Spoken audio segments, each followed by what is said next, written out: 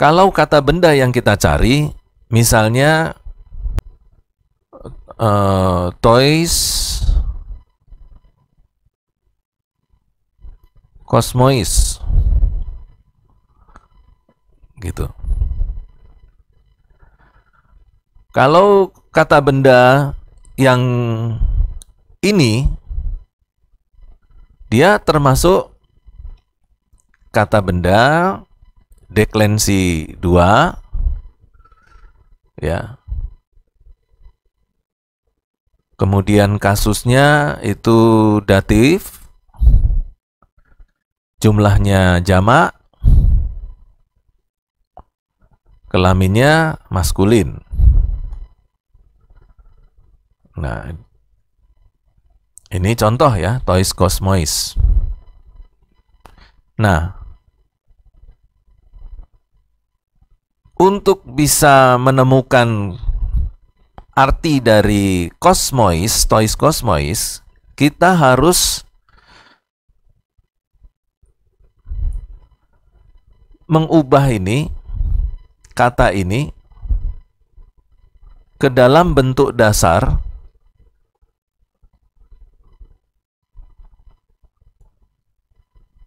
kata benda yang dipakai untuk menulis kamus. Ya, kamus-kamus. Nah, dia harus diubah. Kalau dia maskulin, dia harus diubah ke kata benda deklensi 2, nominatif, tunggal, maskulin. Ya. Jadi di sini harus diubah atau diinfleksikan.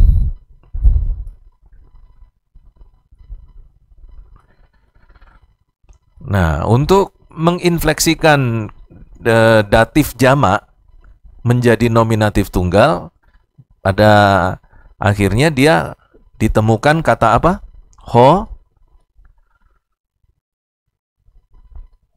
Kosmos. Nah, kosmos inilah yang terdapat di dalam kamus pencarian. Tapi kalau kita mencari toys kosmois di dalam kamus, nah ini kita akan mengalami kesulitan untuk mencarinya. Ya, jadi sekali lagi, kalau kata kerja, misalnya balete, kita harus ubah ke bentuk dasar kata kerja yang biasanya dipakai untuk menulis di kamus-kamus, yaitu dengan kata kerja present indikatif aktif orang ke satu tunggal. Nah, balete dia menjadi balo. Ya, prosesnya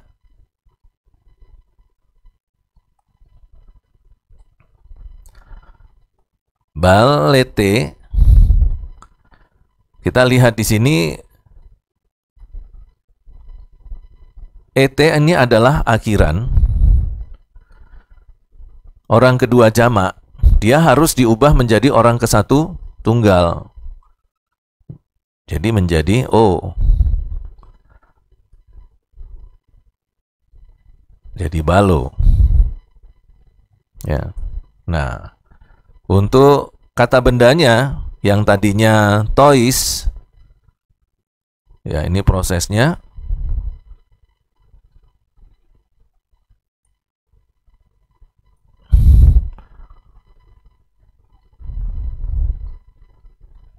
Toys kosmois, dia harus diubah dalam bentuk nominatif tunggal.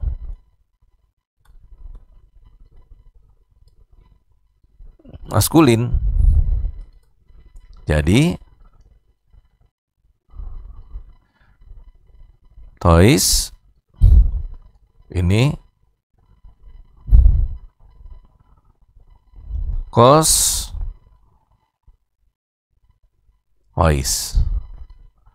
Jadi kata sandangnya diubah ke nominatif tunggal jadi ho.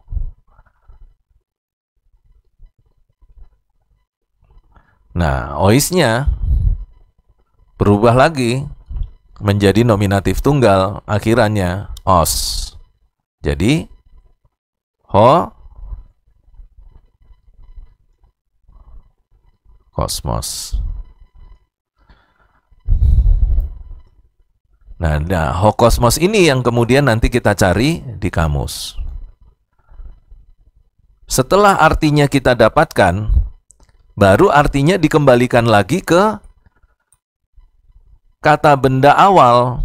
Nah, jadi dikembalikan ke kata benda awal. Nah, kalau kata benda, kalau artinya misalnya itu adalah langit ya, alam semesta. Jadi karena di sini ada datif, kita bilang, kita terjemahkan kepada langit. Gitu. Kepada alam semesta. Atau yang tadi balo, kita dapat artinya melempar.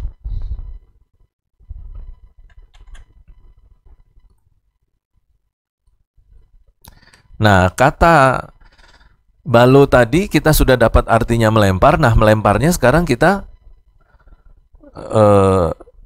masukkan ke kata kerja tadi, kata kerja yang menggunakan orang kedua jamak. Jadi kalian sedang melempar. Gitu. Jangan setelah mendapatkan kata melempar, oh ini kan orang ke satu tunggal, berarti saya sedang melempar. Jadi kamu terjemahkan balete itu saya sedang melempar.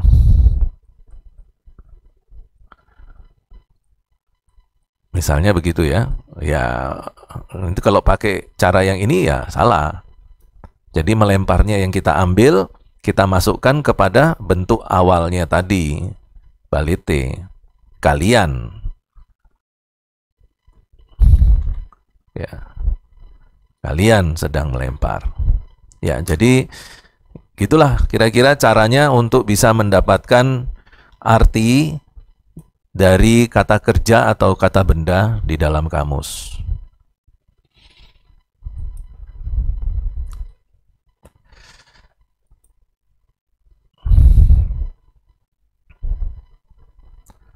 Jelas ya? Cukup jelas ya?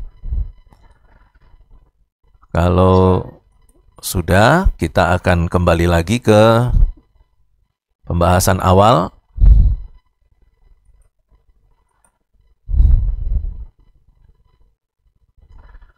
Nah, kita akan mulai dengan genetif dulu. Genetif ini secara umum kata benda yang menyatakan milik. Misalnya saja di dalam contoh ini, ho doulos tu adelphu, budak yang dimiliki oleh saudara itu. Atau bisa kita terjemahkan budak milik saudara itu. Oke. Ini saya ubah dulu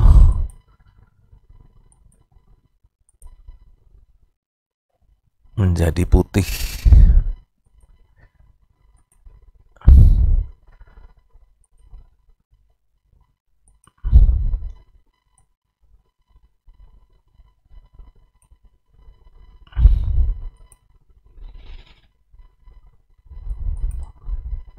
Ya, jadi kalau kita lihat ini genetif menyatakan milik ya. Ho doulos tu adelphu. Ya, budak yang dimiliki oleh saudara itu atau budak milik saudara itu. Nah, saya mau memberikan sedikit penjelasan pada bagian ini. Kita kembali lagi ke papan tulis. Nah, di sini ada kalimat bahasa Yunani chodulos tu adelphu. Nah, kalau kita lihat kalimat ini, kita bisa bagi menjadi dua seperti ini. Chodulos itu bentuk nominatif. Ya, kasus nominatif. Tu adelphu itu kasus genetif.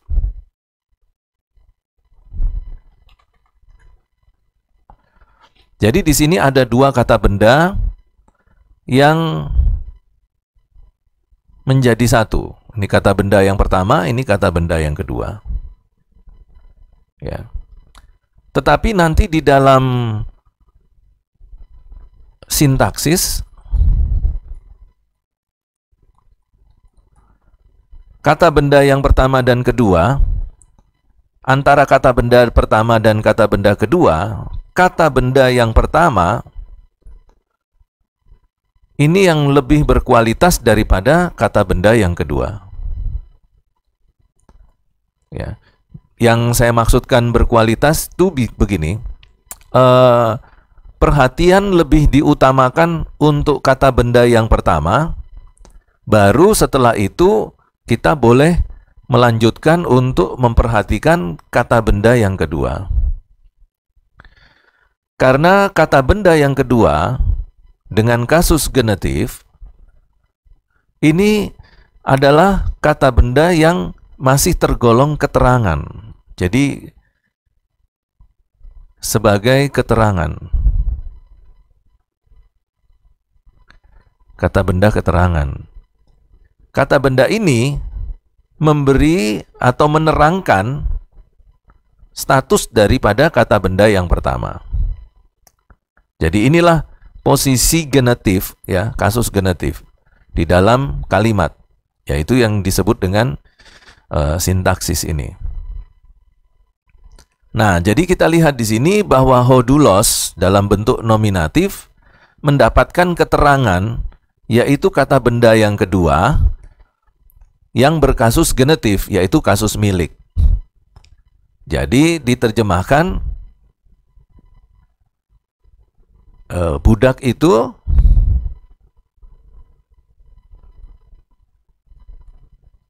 milik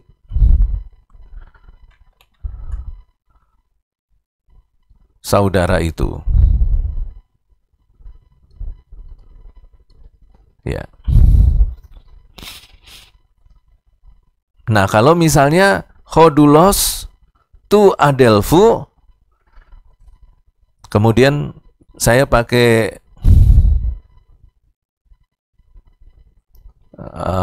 balo, pakai kata kerja balo, tapi bentuknya jadi balei, gini. Ini sambung ya. Chodulos tu adelphu balei litos.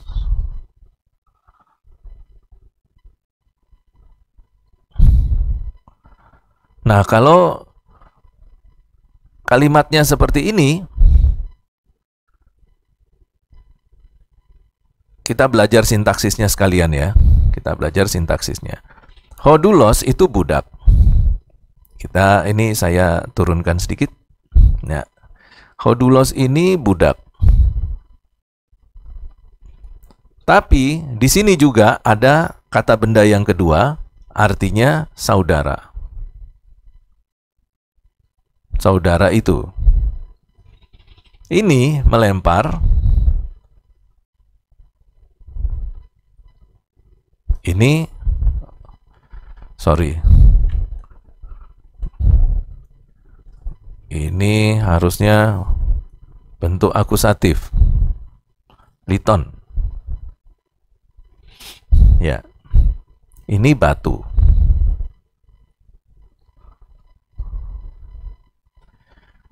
Nah, sekarang pertanyaannya, siapa yang melempar batu?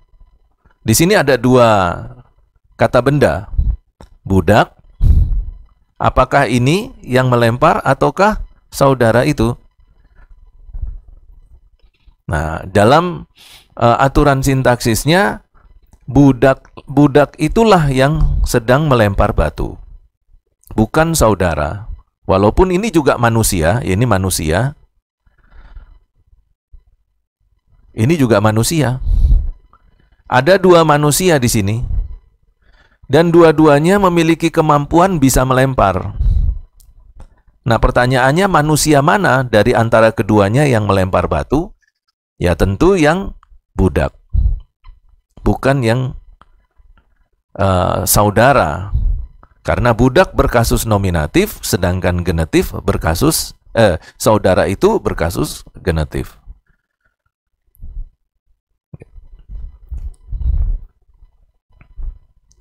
Jadi, atau kalau misalnya begini, walaupun hodulos,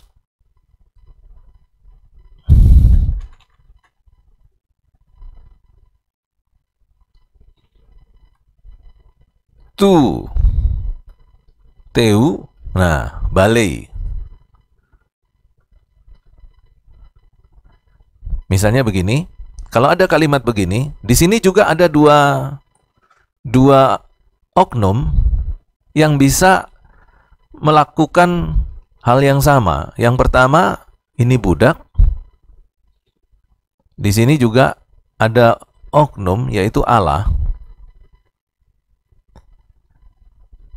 Ini orang yang pertama, dan ini yang kedua. Ini kata kerja. Pertanyaannya, siapakah yang melempar? Allah bisa melempar. Misalnya Allah melempar malaikat-malaikat jahat masuk ke dalam neraka. Allah bisa melempar. Dan doulos juga bisa melempar. Tapi di dalam sintaksisnya, karena tuteu ini, Allah bertindak dalam kasus genetif,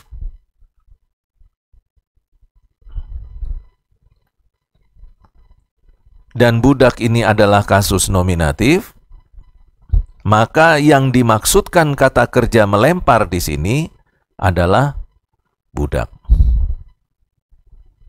Tidak berkaitan dengan Allah.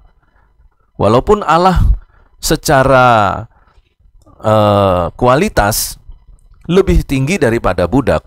Budak ini ciptaan, Allah ini sang pencipta. Tapi walaupun Allah sang pencipta, kalau posisi di dalam kalimat seperti ini, maka yang harus diperhatikan adalah budak ini.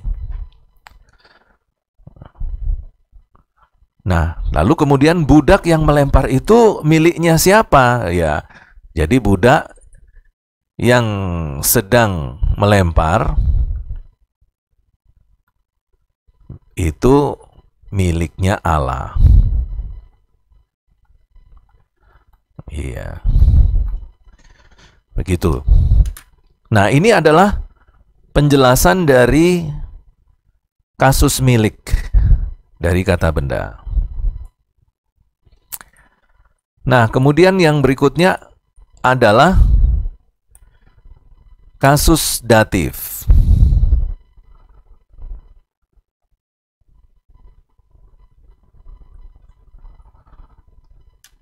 Nah, sekarang kita lihat penjelasan dari kasus datif itu. Nah, nanti kita sekaligus belajar dengan kalimat di bawah ini. Kasus datif dalam bahasa Indonesia dikenal sebagai suatu kata yang mempunyai bentuk dan fungsi di dalam sebuah kalimat, yaitu sebagai objek tak langsung. Objek tak langsung adalah seorang atau sesuatu yang tidak langsung dipengaruhi oleh aktivitas kata kerja. Ini berarti bahwa objek tak langsung, bagaimanapun juga, meliputi atau melibatkan atau menyangkut dalam aktivitas yang digambarkan oleh kata kerja, tetapi secara tidak langsung. Nah, fungsi objek tak langsung sama dalam bahasa Yunani seperti dalam bahasa Inggris. Dalam bahasa Yunani, objek tak langsung diletakkan atau digolongkan dalam kasus datif. Jadi itu berarti menggunakan akhiran dari kasus datif, ya, atau menggunakan kata sandang dan akhiran dari kasus datif. Entah itu nanti datif tunggal ataupun datif jamak. Nah, kalau kita perhatikan di contoh kalimat ini, hoi duloi lambanun sin. Ya, ini bukan n ini ya, ini u ini ya. Ya, gitu ya. Hoi duloi lambanusin ta dendra to Yakobo. Nah, kita lihat di sini hoi dulai, kata benda, nominatif jamak maskulin, artinya budak-budak, karena dia menggunakan kata sandang hoi, ya. Kata sandang hoi itu berjumlah jamak. Lambanusin, kata kerja, present indikatif aktif, orang ketiga, jamak, mengambil. Tadendra, kata benda, akusatif jamak, neuter, yang artinya pohon-pohon. To Yakobo, kata benda, datif tunggal maskulin, artinya Yakobus. Nah, ini saya mau bawa dia ke papan tulis untuk nanti bisa diberikan keterangan-keterangan. Nah, pada saat kita menemukan sebuah kalimat seperti ini dalam bahasa Yunani yang akan kita terjemahkan, kita perlu membiasakan diri untuk membuat diagram tata bahasanya. Jadi ya caranya adalah dengan memberi pemisahan ya. Karena ini penting sekali untuk nanti dibuat studi sintaksisnya. Ta dendra to Yakobo. Oke. Hoi duloi ini adalah nominatif jamak. Lambanusin ini subjek. Lambanusin itu predikat.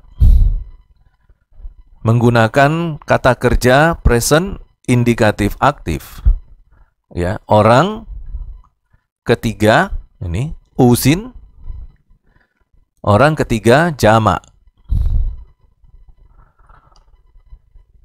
Nah, tadendra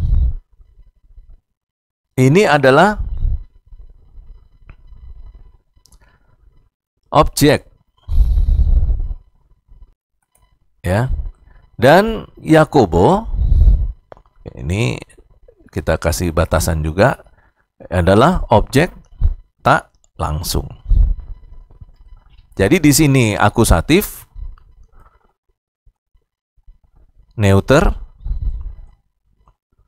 di sini datif, ya. Datif maskulin. Nah,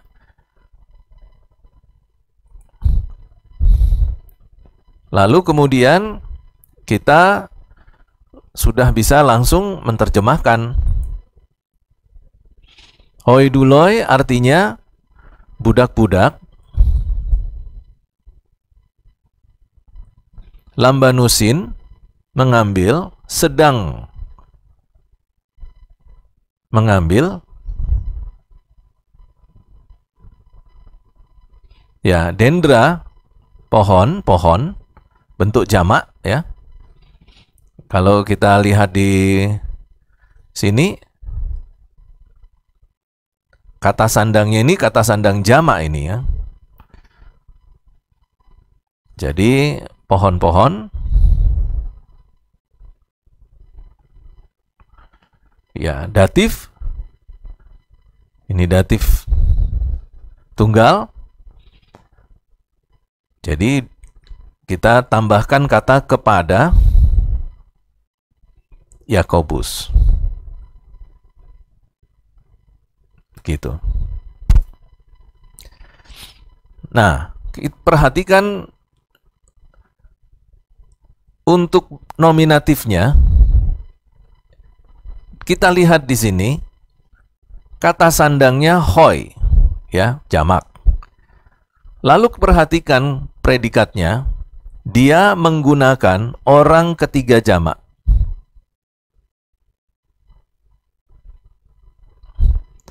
Jadi kalau di dalam kata kerja ada subjek, ada nominatif, dan nominatif itu di sini jamak, maka kata kerjanya harus menggunakan orang ketiga jamak.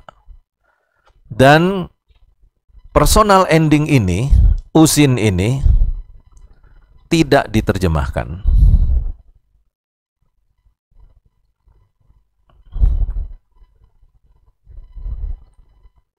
Ya. Mengapa tidak diterjemahkan? Karena di dalam kalimat itu ada nominatif. Jika nominatif di dalam kalimat itu tidak ada, maka personal ending ini harus diterjemahkan. Ya. Jadi jika nominatifnya tidak ada, maka personal endingnya harus diterjemahkan. Jadi terjemahannya adalah budak-budak. Karena di sini ada kata sandang, kita tambahkan itu. Budak-budak itu sedang, ya, sedang. Karena ini dalam bentuk indikatif, ya, dan indikatif aktif, jadi kita tambahkan aspeknya terus-menerus.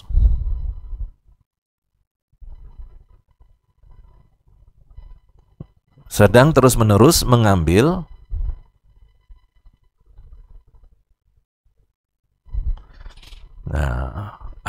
objeknya pohon-pohon.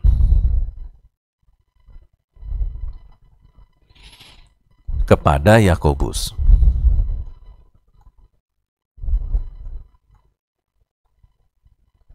Nah, dalam aturan sintaksis,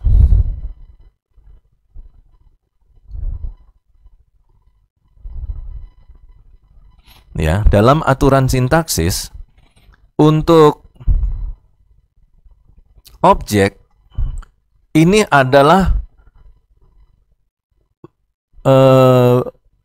bagian yang harus ditekankan pertama kali, ya, diperhatikan dan ditekankan untuk mendapatkan arti kalimat, ya.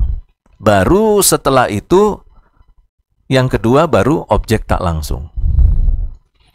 Walaupun di sini ada dua kata benda, yaitu pohon dan Yakobus, yang harus diutamakan adalah objek langsung dulu. Baru setelah itu objek tak langsung.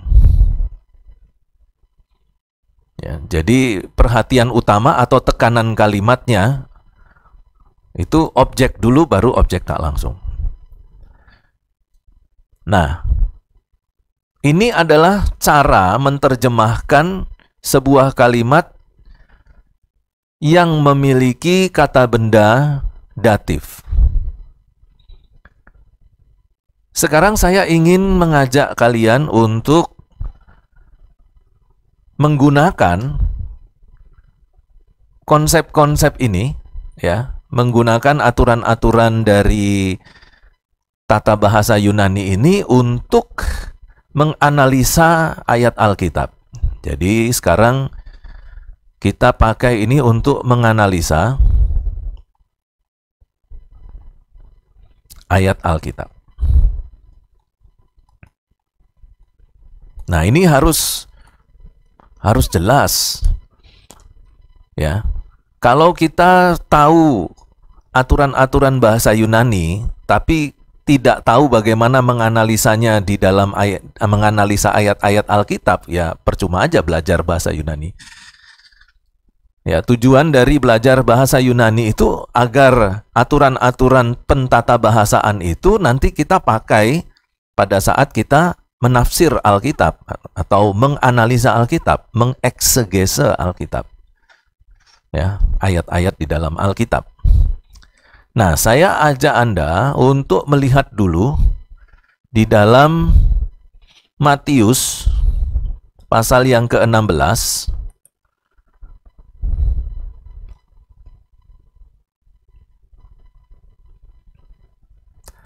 Mulai dari ayat yang ke-15.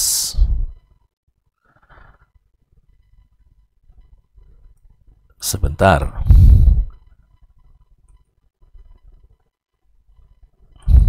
Ada yang membawa Alkitab? Kalau ada yang membawa Alkitab, bisa bantu saya untuk membacakannya. Matius 16, mulai dari ayat yang ke-15. Oke, terima kasih.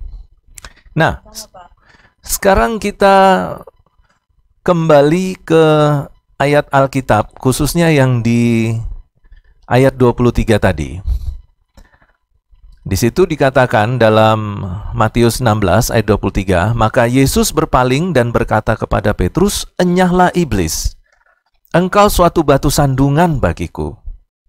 Ya, dan seterusnya. Nah, sekarang pertanyaan saya, kalau kamu membaca ayat Alkitab berbahasa Indonesia, versi Indonesia Terjemahan Baru, sekali lagi, di situ dikatakan, tetapi maka Yesus berpaling dan berkata kepada Petrus, "Enyahlah iblis, engkau suatu batu sandungan bagiku." Itu apa yang kamu pikirkan tentang kalimat ini? Enyahlah iblis, Yesus berpaling dan menegur Petrus, berkata kepada Petrus, "Enyahlah iblis, engkau batu sandungan bagiku." Maksudnya apa ini? Kalau kamu dengar khotbah-khotbah gitu, atau pernah pembahasan ini, ada pembahasan ini, itu kira-kira tafsirannya seperti apa ini? Oke, sekarang saya mau tanya ya. Petrusnya itu dianggap iblis atau di dalam Petrus ada iblis? Kok diusir? Ya, ini kan iblisnya kan bukan iblis dalam bentuk. Ini iblisnya ini makhluk ini. Iblisnya ini makhluk, jadi diusir. Nah, itu ya, oke. Ada yang mengatakan iblis ini konsep berpikir, konsep jahat, ya, konsep demonis. Ya, kalau konsep demonis, apakah harus diusir? Ya, konsep demonis, kalau ada konsep demonis di dalam pikiran, permintaannya apa? Lupakan itu, buang itu, bukan diusir ya. Nah, apakah iblis merasuki Petrus? Kok bisa Petrus diusir? Yesus berkata kepada Petrus, "Enyahlah iblis," gitu. Pikirannya, Pak. Merasuki pikiran. Oke ya. Oke. Ya, oke. Sekarang saya ajak Anda. Oke. Jadi di dalam diri Petrus ada Bapa ya. Bentar ya. Ayat 17 mengatakan bahwa di dalam pikiran Petrus ada Bapa. Karena Bapa yang mengajarkan Petrus mengatakan itu. Ya, kalau ragu-ragu di pikirannya Petrus ada Allah Bapa, di dalam hati Petrus ada Allah. Karena Petrus mengatakan itu, berbahagialah Petrus. Karena bukan kamu yang mengatakan itu, Bapa itu yang mengatakan itu. Setuju? Tapi ayat 23 ada iblis juga. Jadi di dalam diri Petrus ada iblis dan ada Bapa. Jadi mereka berbagi tempat di dalam hati Petrus. Coba renungkan ayat 17. Masakan Tuhan mau berbagi tempat di hati? Jadi di sebelah kanan ada Tuhan, di sebelah kiri hatimu ada iblis. Buktinya itu iblisnya disuruh keluar tuh. Keluar kan dari dalam keluar. Masa keluar itu dari luar masuk ke dalam, itu masuk namanya. Nah, sekarang mari kita lihat jawabannya melalui tata bahasa Yunani. Khususnya datif. Ya, saya ajak kamu lagi lihat di papan tulis ya. Perhatikan di sini. Perhatikan di papan tulis ini. Tetapi Yesus telah mengatakan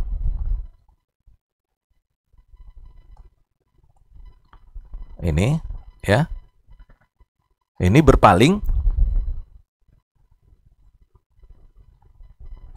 to Petro kepada Petrus. Nah, ada sesuatu yang tidak ada di sini. Perhatikan. Di sini subjek. Maaf ya. Di sini subjek, saya pakai warna biru. Ini subjek, ini predikat, ini objek tak langsung. Di sini objeknya. Ya, di sini objek langsung. Nah, menariknya, perhatikan kata ini, satana. Ini setan atau iblis. Jadi kalau menurut sintaksisnya, subjek, predikat, objek. Ya, jadi di sini Yesus mengatakan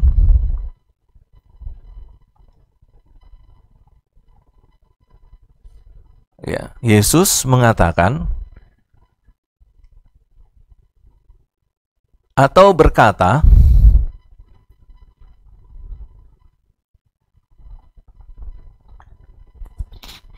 berkatanya kepada siapa? Kepada Petrus atau kepada setan?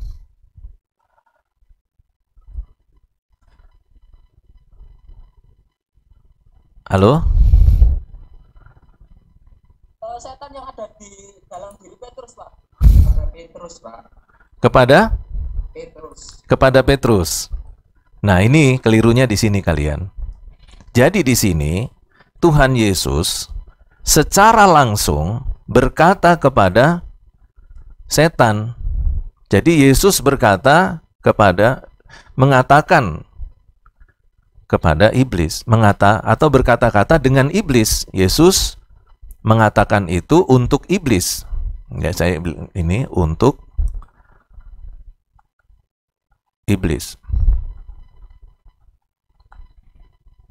Secara langsung, ya. Jadi Yesus secara langsung mengatakan atau berbicara dengan iblis secara tidak langsung kepada Petrus.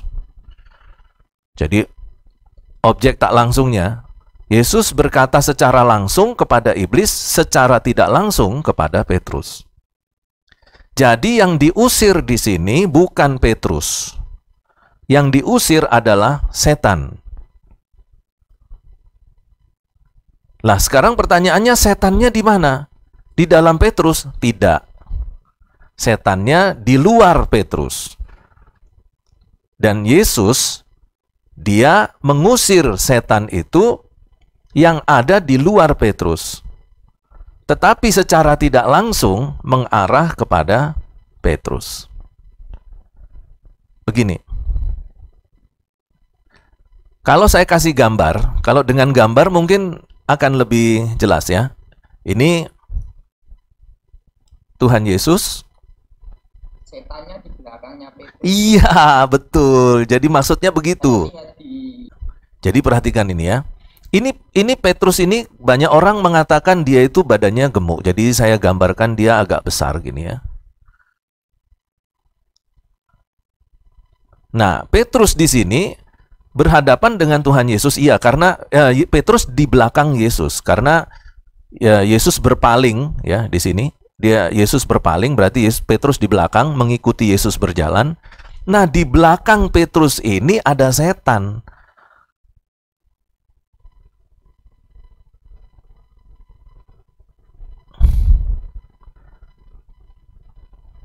Ini ada buntutnya.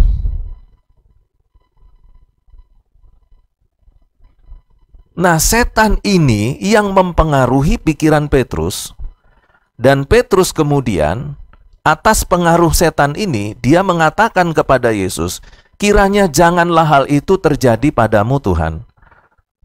Nah, ketika Yesus berpaling, yang Yesus lihat bukan Petrusnya. Yang Yesus lihat siapa? Setan yang di belakangnya Petrus. Yesus melihat ada iblis yang sedang mencoba untuk mempengaruhi pikiran Petrus, mungkin dengan gelombang alfa atau gelombang beta, dengan cara misalnya seolah-olah dia menghipnotis seperti itu. Yesus melihat, oh, ini ada kuasa gelap ini di sini. Langsung Yesus menatap iblis, setan, langsung Yesus mengusir. Jadi hupage itu enyahlah. Ini enyahlah, pergilah ya. Enyah gitu ya.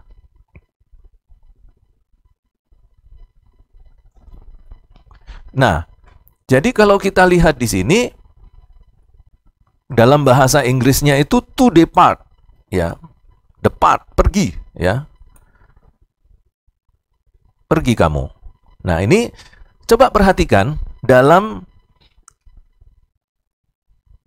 diagram tata bahasanya, semua ini ya, semua bagian ini, pergilah kamu pembuat kejahatan dan lain sebagainya itu ya, itu bukan ditujukan kepada Petrus, tapi itu ditujukan kepada iblis. Perhatikan, ini saya kasih lingkaran ini ya. Ini kan semua perkataan Tuhan Yesus setelah mengusir iblis. Pergilah kamu pembuat kejahatan dan lain sebagainya. Ini ya. Coba. Di dalam diagramnya, semua kata-kata itu ditujukan kepada Satana. Betul? Bukan kepada Petrus. Petrus di sini tidak ada keterangan apa-apa. Di bawah Petrus tidak ada sama sekali kata-kata. Tidak ada kata-kata. Kata-kata yang menyertai, tidak ada kata-kata yang menyertai yang ditujukan kepada Petrus. Semua kata-kata setelah pengusiran itu ternyata ditujukan kepada setan. Kalau kita lihat diagram tata bahasanya, di sini ya, kita lihat di sini. Di sini ada anak kalimat. Di sini ada anak kalimat, subjek, ini predikat. Subjeknya setan, dan setan di sini dia menjadi objek langsung di dalam kalimat ini. Ya. Petrus, dia hanya kepada Petrus, jadi objek tak langsung. Tuhan Yesus mengusir setan secara langsung, tapi kena juga kepada Petrus. Tapi kalimat selanjutnya bukan untuk Petrus, tapi untuk setan yang di luar Petrus. Itu kalimat itu untuk setan. Ya, karena apa? Karena tidak mungkin seorang yang ada Allah Bapa itu kemudian berbagi tempat bersama dengan setan di dalam hatinya. Ya, ini penting sekali. Penting sekali kamu ketahui. Nah, kalau kamu mau menyatakan statement teologi, pernyataan-pernyataan teologi, itu konstruksi tata bahasanya harus kuat. Kalau hanya sekedar menyampaikan itu berdasarkan imajinasi kita, ya itu tadi, salah tadi. Kalau yang seperti ini jelas. Ya. Nah, kalau saya memberikan penjelasan seperti ini, itu sudah pasti dapat dipertanggungjawabkan secara ilmiah dan juga secara moral teologi dapat dipertanggungjawabkan. Nah, kalau saya mengatakan seperti ini, kira-kira ada yang tidak setuju? Kalau ada yang tidak setuju, jangan katakan tidak setuju, Pak. Kenapa? Pokoknya tidak setuju, di hati saya tidak enak, Pak, gitu ya. Misalnya kalau kamu mengatakan demikian, di hati saya tidak enak loh, jangan bicara hati dulu.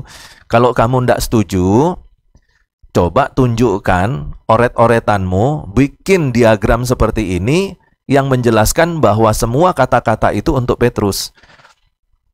Nah, kamu harus bikin diagramnya sebagai argumentasimu. Jangan kamu mengatakan statement teologi tapi tidak punya argumentasi diagram tata bahasanya.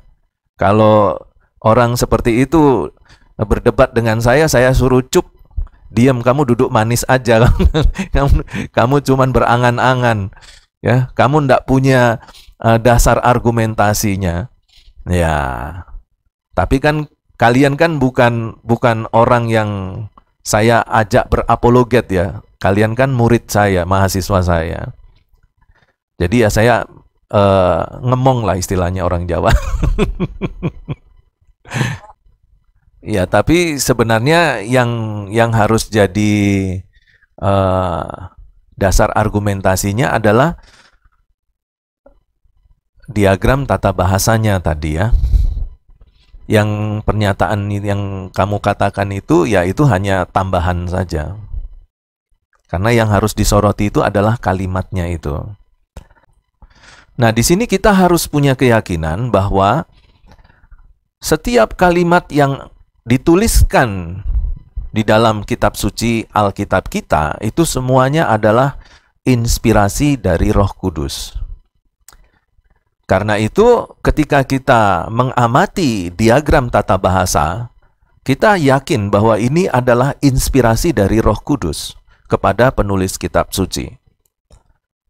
Karena itu, sekalipun kita menafsirkannya dengan menggunakan diagram tata bahasa, kita memiliki keyakinan yang kokoh bahwa ini adalah inspirasi Roh Kudus.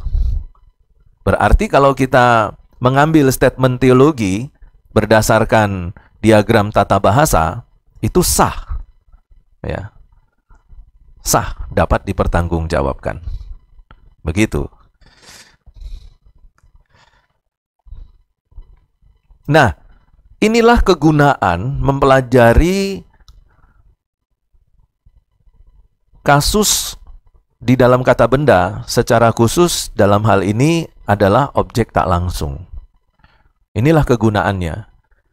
Jadi ketika kita melihat di dalam sebuah kalimat ada objek tak langsung, maka kita harus mulai mencoba untuk meneliti di mana objek langsungnya. Siapa objek langsungnya? Nah, itulah yang harus menjadi tekanan kita. Baru setelah itu, perhatian kita boleh kita alihkan ke objek tak langsung. Jadi selagi di dalam kalimat itu ada objek langsung, perhatian pertama kita harus ke objek langsung.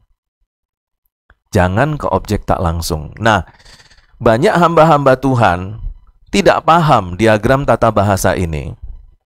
Jadi ketika mereka mengkhotbahkan ayat ini, ayat 23 ini, mereka katakan, lihat Petrus, di dalamnya, di dalam pikirannya ada iblis. Iblis telah masuk di dalam Petrus. Petrus dikuasai iblis yang ada di dalam hatinya. Wah, itu sudah keliru ya. Nah, kalau saya dengarkan khotbah seperti itu, saya langsung bisa tahu, oh orang ini tidak baca bahasa Yunani ini. Dia cuma baca Alkitab bahasa Indonesia ini.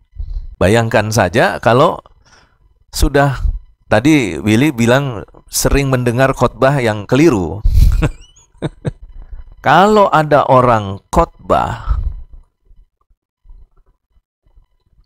jangan salah lah ya, saya pakai kata keliru gitu ya. Keliru, Ini bagi saya ini sudah dosa.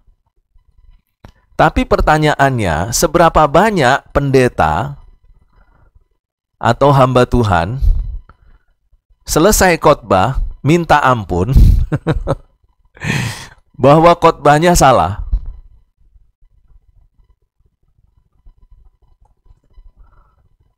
Nah, kalau kita menggunakan diagram XY, saya ambil titik dari titik 0 di sini adalah seorang ini berkhotbah. Ya. Khotbah. Dia khotbah, tapi dia melakukan 1% kesalahan. 1% saja. Jadi saya buat di sini sudut 1%. 1 derajat. 1 derajat. Sedikit itu ya. 1 derajat itu kecil sekali. Tapi kalau khotbah itu didengar orang pertama pulang ke rumah menjelaskan khotbah kepada orang kedua ngobrol di persekutuan doa, ngomong kepada orang yang ketiga, dan sampai orang dan seterusnya. Lalu di titik ini kita tarik tadi satu derajat tadi, maka sampai di sini derajatnya menjadi lebih besar. Sampai di orang yang kesekian, ya, kekeliruannya itu semakin besar. Dan di sini nanti pada akhirnya terjadi apa? Penyesatan. Bagaimana khotbah yang berdampak pada penyesatan tidak dikatakan dosa? Maka logika silogismenya, ya, logika silogismenya, kalau orang khotbah keliru bisa sesat. Karena itu orang yang khotbahnya keliru itu berdosa dan harus minta ampun. Nah, itu khotbah yang keliru. Nah, sekarang di saat kamu mendengar khotbah yang keliru, lalu kamu diminta untuk menutup dalam doa. Seperti yang pernah saya sering katakan di kelas ya, menutup dalam doa. Kira-kira doamu seperti apa? Ada orang khotbah salah, kamu disuruh tutup dalam doa. Tapi kamu tidak tahu kalau khotbah itu salah. Kamu bilang apa? Tuhan, terima kasih untuk firman-Mu yang sangat memberkati. Ya. Luar biasa ya. Menyesatkan tapi kamu anggap itu memberkati. Artinya kalau bagi saya doa yang seperti itu adalah doa bohong, itu doa kebohongan. Tidak jujur. Terus kemudian terakhir kamu katakan apa? Kiranya Tuhan memberkati berlipat ganda bagi hamba-Mu ini ya Tuhan. Loh, hamba Tuhan kalau khotbah salah itu tidak usah diberkati, ditegur, dimarahin.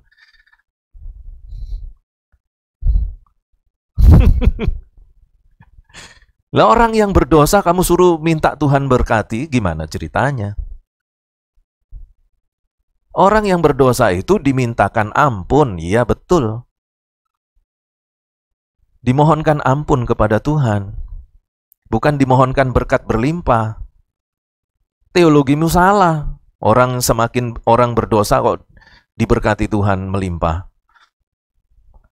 Nah, jadi doanya seperti apa?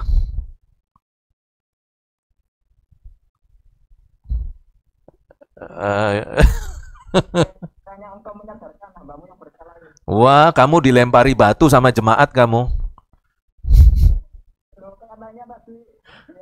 Soalnya yang khotbah itu Pak Pendetanya. Gimana kamu bilang Pak Pendetanya berdosa? Wah, kamu dilempari kamu. Dilempari batu. Ya. Nah, di sini kamu harus menyusun kalimat itu dengan bijak. Supaya kamu jangan berdosa, tapi kamu juga memberitahukan bahwa ada sebagian dari khotbah itu yang keliru. Gitu ya. Makanya itu penting sekali belajar bahasa Yunani, itu penting banget.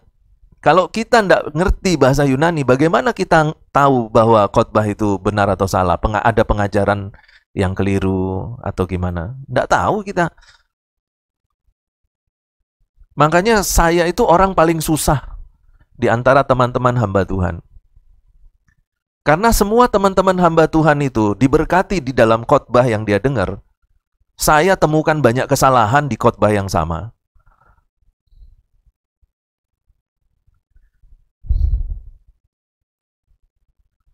Iya. Jadi hati saya selesai dengar khotbah itu selalu sedih. Teman-teman puji Tuhan, haleluya. Saya sedih. Tapi ya saya terus berusaha ya untuk terus tetap bisa menikmati khotbah. Ya seperti itu. Ya saya juga pernah dengar khotbah ya seperti itu. Tapi kalau sudah seperti itu, bayangkan sebelum pada waktu ditanya itu kan Petrus berpikir. Lalu Tuhan Yesus menangkap pikiran Petrus. Nah, bukan kamu yang mengatakan, Bapa yang mengatakan. Berarti Bapa itu menguasai pikiran Petrus ya. Itu baru beberapa menit loh, beberapa menit yang lalu loh itu. Terus kemudian berjalan sedikit, Tuhan Yesus bilang sebentar lagi aku mau ditangkap. Lalu Petrus bilang, Guru, jangan sampai hal itu terjadi. Yesus berpaling, enyah iblis. Bayangkan, 5 menit yang lalu ada Allah di pikiran Petrus, 5 menit kemudian ada iblis di pikiran Petrus. Saya melihat ada semacam dalam tanda petik kontradiksi. Saya cek bahasa Yunaninya. Saya lihat diagram tata bahasanya. Saya pelajari sintaksisnya. Ternyata bukan seperti itu. Iblisnya di luar, mencoba untuk mempengaruhi. Nah, iblis itu dalam tanda petik ya, dalam kuliah okultisme dan satanologi, iblis itu bisa semacam menghipnotis. Bisa. Buktinya ayat ini. Berhasil dia menghipnotis pikiran Petrus. Dikuasai pikiran Petrus. Sampai mulutnya ini ngomong seperti yang diminta oleh iblis untuk ngomong. Petrus ngomong. Tapi itu bukan dari pikiran Petrus. Hasil hipnotis iblis. Ya, ini masih ada beberapa menit ya. Nah, ini kalau kita bicara menghipnotis, ya mempengaruhi, itu harusnya dari luar, ya, dari luar. Bisa. Ya. Kalau saya ngomong Paulus, jangan Petrus, Paulus aja. Itu sering dia digoda seperti itu, bahasa kasarnya kan digoda itu. Digoda dan kemudian tergoda. Bisa 1 menit setelah kita ngomong puji Tuhan, haleluya, lalu kemudian ada orang kentut di sebelah kita bilang, sialan lu, bikin orang kacau aja pikiran. Ya. Misalnya, bisa. Kenapa tidak bisa? Lah ini buktinya Alkitab mencatat bisa itu. Ya berarti bisa. Ya, Petrus alami itu, kita juga alami itu. Paulus juga alami itu, hal yang sama. Nah, jadi kalau ada Tuhan Yesus di dalam hati kita, bukan berarti kita sudah tidak bisa berdosa lagi. Itu sebenarnya inti statement teologinya. Sekalipun Tuhan Yesus ada di dalam hidup kita, hati kita, bukan berarti kita tidak bisa berdosa lagi. Kita tetap bisa berdosa. Bahkan 1 menit setelah kita berdoa, setelah amin, setelah itu pun kita bisa berdosa. Iya. Itu Yohanes Calvin katakan, pada saat kita dilahirkan baru, status kita menjadi anak-anak Allah. Artinya kita adalah ahli waris kerajaan Allah, statusnya. Tapi kondisinya masih manusia berdosa. Jadi Yohanes Calvin katakan, orang yang sudah dilahirkan baru tidak langsung jadi malaikat. Keluar sayap di punggungnya, enggak. Dia tetap manusia dalam kondisi manusia berdosa yang besar kemungkinannya tetap bisa melakukan dosa. Ya, ini dialami juga oleh Petrus. Dalam peristiwa itu, ya. Dalam peristiwa yang dilukiskan Matius di Matius pasal 16. Ya. Nanti kalau ada waktu, kita bisa lanjutkan diskusi kita tentang hal ini.